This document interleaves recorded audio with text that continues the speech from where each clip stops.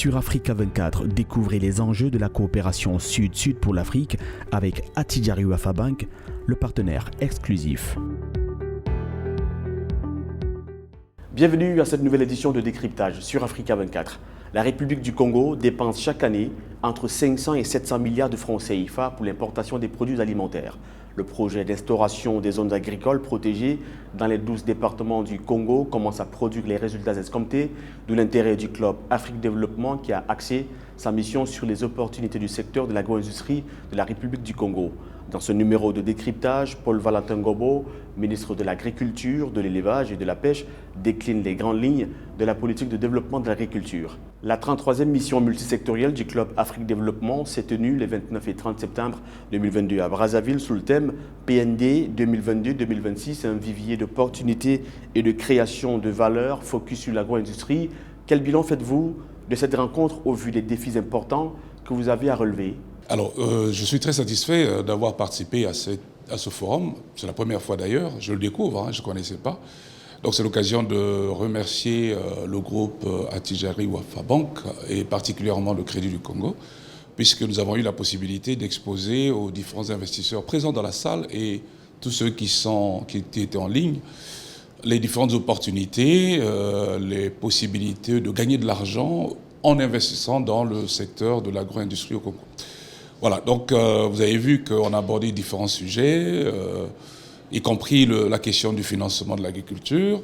Je pense que les uns les autres repartiront avec une idée relativement précise des avantages du secteur agro-industriel congolais et on espère que de nouveaux investisseurs viendront. Nous avons pu leur expliquer qu'au Congo, l'État accompagnait réellement les investisseurs dans ce domaine-là. Je sais que souvent, l'investisseur regarde la taille et la fiscalité. Il y a bien un marché au Congo-Brazzaville, mais la proximité avec les autres pays, notamment la RDC, fait que le marché est beaucoup plus important que ce que l'on peut penser et qu'il existe beaucoup de dispositions favorables à l'investissement dans le secteur agro-industriel. Notamment de différentes exonérations. Voilà, donc comme je l'ai dit, il y a beaucoup d'argent à gagner dans ce secteur-là au Congo. Les zones agricoles protégées commencent à révéler des signes encourageants. Récemment, celle située dans la localité d'Oyemdze, dans le département de la Cuvette, a produit 80 tonnes de maïs. Quel bilan faites-vous à mi-parcours de ce gigantesque projet? Alors, les zones agricoles protégées sont d'abord des espaces que nous aménageons, que le gouvernement aménage. Aménager, ça veut dire quoi? C'est que nous identifions des terres, en général, ça tourne autour de 100 hectares, voire plus, puisqu'on a des zones qui ont 300 hectares, où nous construisons des maisons, on laboure, on pulvérise, on met même en place un système d'irrigation. Ensuite, on accompagne les acteurs sur des semences, des intrants qui nous paraissent stratégiques. Tout à l'heure, je vous ai évoqué la question de l'aliment de bétail. C'est par exemple le maïs, le soja, le sorgho. Donc cet aménagement est fait pour justement nous permettre d'augmenter la production, c'est-à-dire que les zones agricoles protégées accélèrent la croissance de la production alimentaire et sont également l'occasion pour nous de réduire le chômage puisque les acteurs ne sont plus considérés comme étant des chômeurs. Et en général, une zone agricole protégée a 150 producteurs. Et c'est également l'occasion pour nous de développer le tissu économique local, de contribuer donc à la diversification de notre économie. Alors, nous avons commencé en septembre 2021. Le bilan est assez positif. Vous avez parlé d'Oyemdze avec son niveau de production, est assez positif parce que nous avons gagné en notoriété et l'image des ZAP s'est améliorée. Les Congolais connaissent aujourd'hui le concept de ZAP. Et de plus en plus d'acteurs nous sollicitent pour qu'on vienne implanter ces sites dans leur localité. Aujourd'hui, en termes d'image, nous pensons que les Congolais commencent à aimer les ZAP parce qu'ils voient à travers les ZAP la possibilité, justement pour leur pays, d'améliorer justement sa balance commerciale agricole. Donc pour le moment, le bilan, je dois dire qu'il est positif. Bon, mais on ne va pas s'arrêter à ces 10, puisque déjà à la fin de cette année, nous serons peut-être à déjà 18. Donc vous voyez, demain, on va encore lancer une autre, après demain une autre. Voilà, donc ça avance. On est assez content, mais on croise les doigts pour que la production puisse augmenter à travers ce modèle. Vos collaborateurs disent de vous que vous êtes un homme de terrain. Vous passez en effet une grande partie de votre temps dans les exploitations agricoles, notamment pour échanger avec eux. Quelles sont les difficultés que vous présentent ces agriculteurs, les éleveurs et autres pêcheurs? Alors, le terrain, c'est d'abord le deuxième bureau de tout ministre de l'Agriculture, de l'élevage et de la pêche. Il est obligé d'y aller.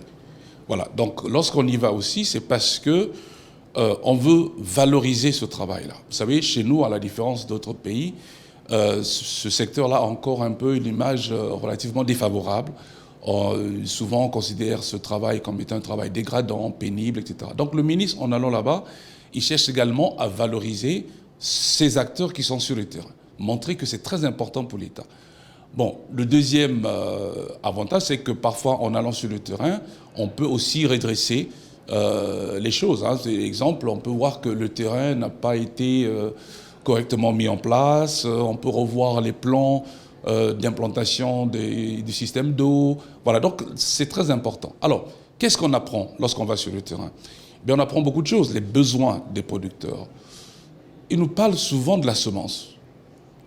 Monsieur le ministre, on a besoin de semences de qualité parce que notre système de production de semences est encore défaillant. Et donc, des besoins en termes de semences. Il nous parle également des besoins en termes de formation. Et ce que l'on découvre, c'est surtout qu'il y a beaucoup de Congolais qui aiment ce secteur-là, qui aiment ce travail. Voilà, donc ils sont disposés à le faire et on se rend vite compte que c'est finalement assez facile de les mobiliser. Et la mobilisation passe par ce que nous faisons. Donc un appui matériel, un appui en semences, un appui en formation. Rarement, ils nous demandent de l'argent quand même. Voilà quelque chose aussi qu'on apprend du terrain. À Brazzaville, comme dans le reste du pays, les protéines animales coûtent de plus en plus cher. Le prix du kilogramme de viande de bœuf est passé de 4 000 à 5 000 francs CFA sur le marché, loin du budget du Congolais lambda. La création des fermes bovines dans chaque département du Congo vous paraît-elle opportune? Sinon, comment comptez-vous y remédier? Alors, pas simplement les fermes bovines. C'est-à-dire que tout à l'heure, quand je vous ai parlé de la structure de nos importations, vous avez vu que j'ai évoqué le fait que le poulet de chair arrivait en tête. Donc déjà, commencer par là, c'est-à-dire que suivre les habitudes alimentaires des Congolais, avoir des fermes de production de volailles, ce que nous avons d'ailleurs commencé à mettre en place, et nous envisageons de le faire dans chaque capitale départementale, ou en tout cas autour de chaque capitale départementale, parce que c'est un produit très consommé par les Congolais. Alors maintenant, au niveau de la viande bovine, oui, nous avons également comme idée de mettre en place des apps d'élevage bovin, parce que où on va procéder par météage, le météage bovin, c'est-à-dire que le gouvernement dispose d'un certain nombre de bœufs que nous allons prêter à des jeunes dans une sorte d'élevage mixte, associant bovins, petits ruminants, les moutons, les cabris, et même un peu de production végétale. Parce que, vous savez, les bœufs, on attend longtemps. Donc, s'il faut qu'ils attendent que les bœufs arrivent à l'âge de la vente pour vivre, on n'arrivera pas. Donc, on est obligé de faire cet élevage de façon mixte. Mais ce n'est pas le seul type d'élevage à mettre en avant, parce que dans nos importations, la viande de bœuf n'arrive qu'en 4e position, par exemple. Donc, oui, nous avons développé des apps d'élevage, y compris l'élevage de bovins et de poulet de chair. Merci d'avoir répondu aux questions d'Africa 24.